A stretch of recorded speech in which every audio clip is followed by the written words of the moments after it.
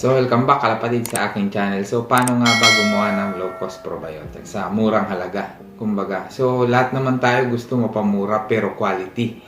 Kumbaga, budget meal nga pero magandang klase. So, kalapatid, ito yung number 1 na gagamitin natin kasi kung wala to, gagawa pa tayo ng serum o lactobacil para magkaroon tayo ng probiotics. So, dalawang klase po ang ginagamit kong probiotics. Isa ito kasi madali siyang gawin compare dun sa isa na mag-ferment ka nang inaabot ng 21 days. So, ito po 7 days pwede nyo nang gamitin. Ito po, una Yakult, no? Number 1 po talaga to, Yakult Probiotics. Kasi ito na yung gagamitin nating probiotics. So, pangalawa po ay itong giniling na bigas. Ito po is para organic. Tsaka ito po, molasses. Muscovado sugar. Yan. Magkita nyo yan, muscovado sugar. So, ito po, nabibili po ito sa grocery.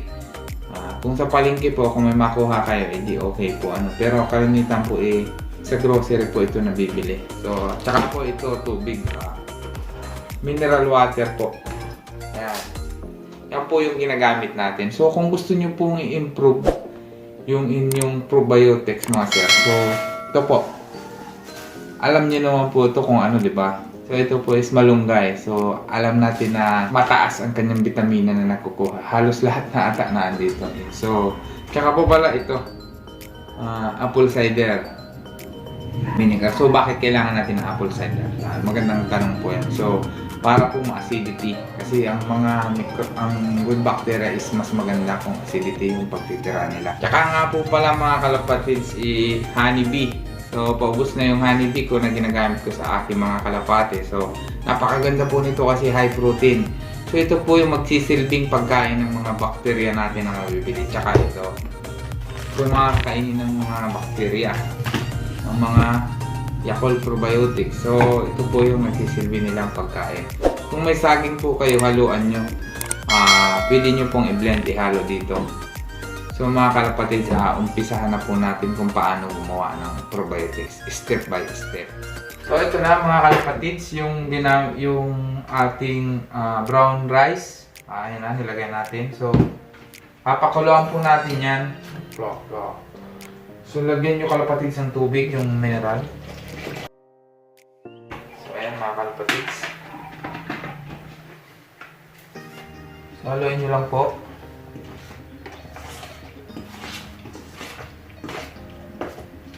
Tantayin nyo yung tubig kung aabot. Yan mga kalapatid, saluhin lang natin. No?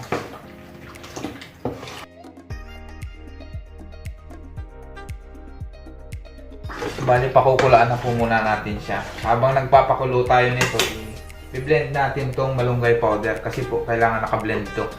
Yung iba po mga kalapatids, nagpiperment sila. Pero para sa akin, mas maganda yung sariwa. Tapos i-blend mo dito. I-blend mo siya. Siya yung mahalo mo dito. I-blend yung habang inaantay natin na mapakuluan. So, ito naman po ang gagawin natin. Kailangan natin i-blender to. Yung himayin lang. Himayin nyo lang kalapatids yung malunggay. I-blend po natin yan. I-blenderin natin. Tapos yan yung ihalo natin sa probiotics. Isa rin po yan sa magiging pagkain ng mga good bacteria na ginagawa natin probiotics.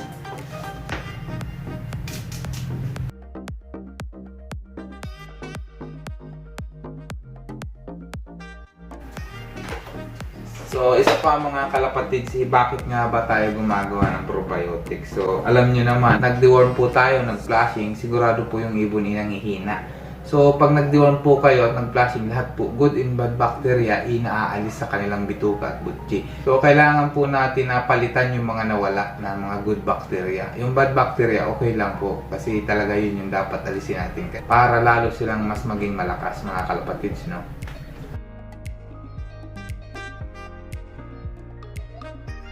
Ito po yung pinakukuluan nating brown rice, mga kalapatids.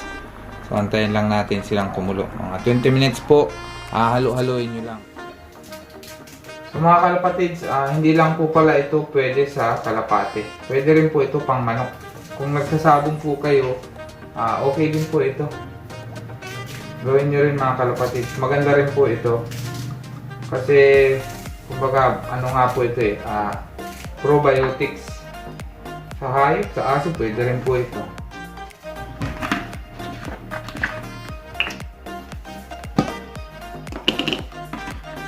So mga kalapatids, pwede nyo siyang lagyan ng tubig para mas madali niyang ma-blender.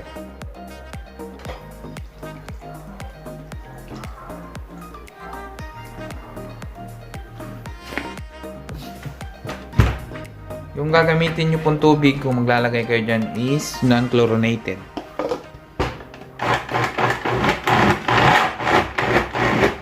Ayan na mga kalapatids, kita nyo kung ano.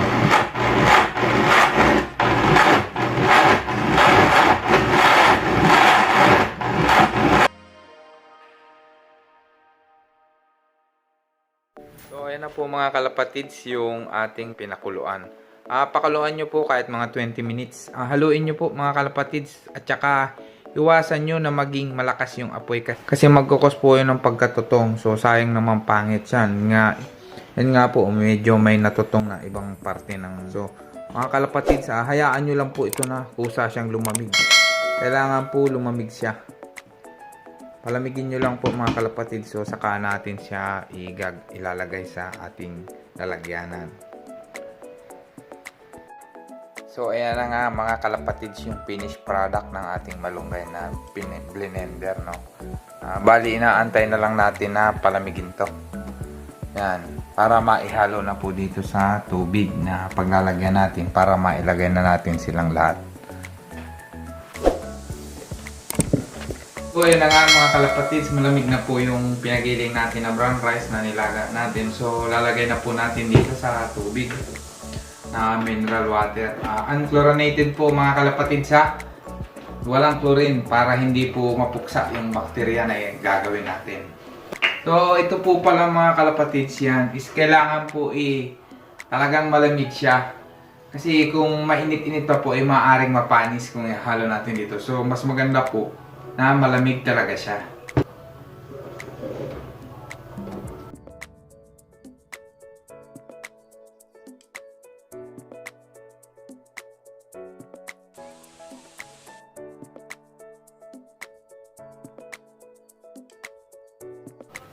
So mga sir, tapos na nga po nailagay na natin yung brown rice na pinagpagiling natin mga kalapatids.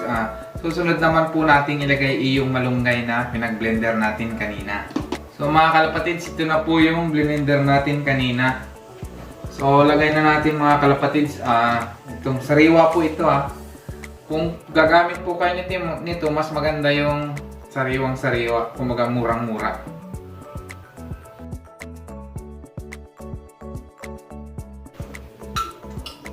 So mga kalapatids, sunod na po natin yung apple cider vinegar, Bragg's brand. Kung wala po kayo nito, ulitin ko, pwede po yung hens. So dito naman mga kalapatids is 2 kutsara ang ilagay nyong suka. 2 kutsara po nito mga kalapatids ang ilagay nyo.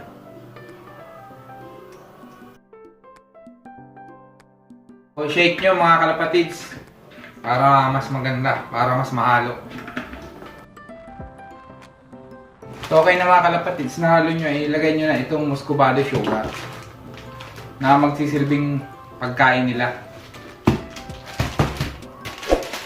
Kung wala po kayong makuha nitong muscovado sugar, pwede po yung brown sugar.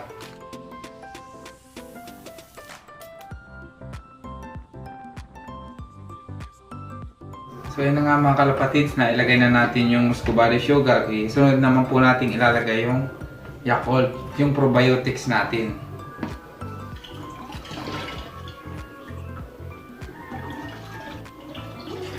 So bali 5 piraso po yung nilagay kong Yakult, conforme naman po sa inyo.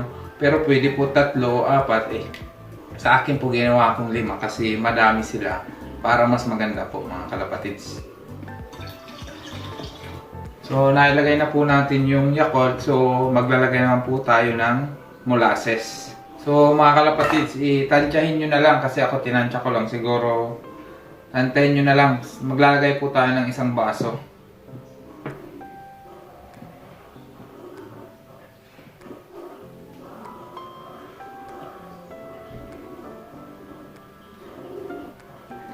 Kung kulang mga kalapatids yung molasses, idagdagan nyo na lang po So bali, idadagdagan ko po ito kaya lang masyado ng masikip yung area niya. Kaya meron po tayong 1 galon. Dito natin ilalagay. Mga kalapatids, kung ganito po karami yung gagawin yung probiotics is mas mabuti pong hatiin nyo. Kumuha po kayo ng 1 ganito. Para po dito nyo ilagay yung kalahati. Kasi mga kalapatids, after ng mga 1 day nito, sigurado po magkakaroon to ng gas pressure. Ibig sabihin is active po yung bacteria na ginawa natin.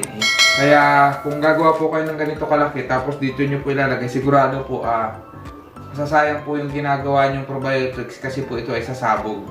Kaya mas mainam po na gumawa kayo ng 1 ganito, hatiin nyo po yung 2 para mas maganda po. Mas kasiguro kayo na hindi masasayang.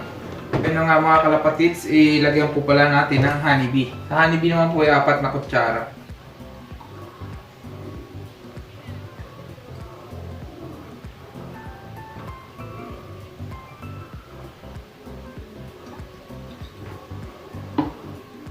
Kung mas marami po yung honeybee nyo, mas maganda.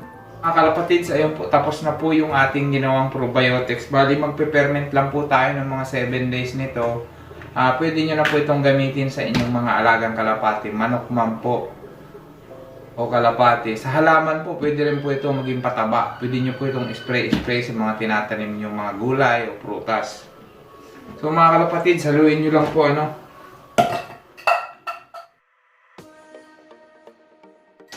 So mga kalapatids, ito na po yung finished product ng ating probiotics. Bali po ito ay mag-ferment na lang po tayo ng 7 days. Pwede nyo na po itong gamitin.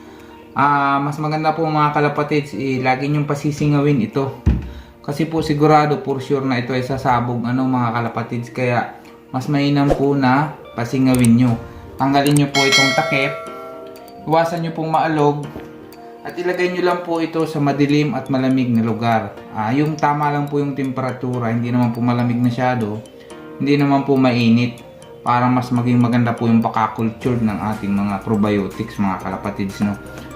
So mga kalapatids, hanggang dito na lang po. Marami pong salamat.